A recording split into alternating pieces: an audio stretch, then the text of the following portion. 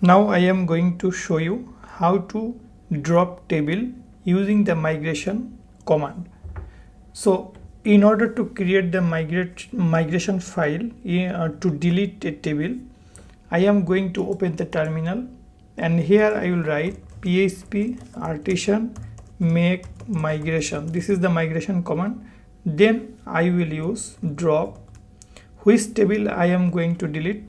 For example, in the database I am going to migration, I added the guardians table. I am going to delete the guardians table. Okay, so here I am going to give here guardians table.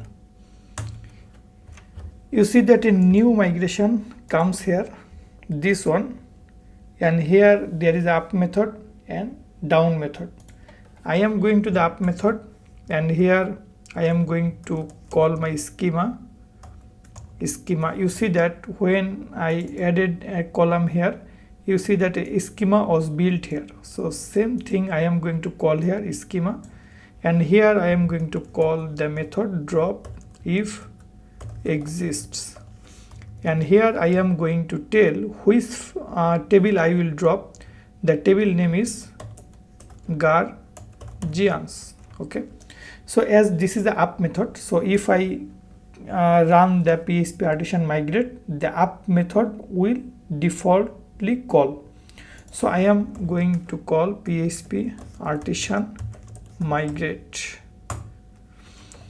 Now it should be deleted. Now let's check. I am going to check the table. You see that the migration the guardians table is not here. That means it is deleted.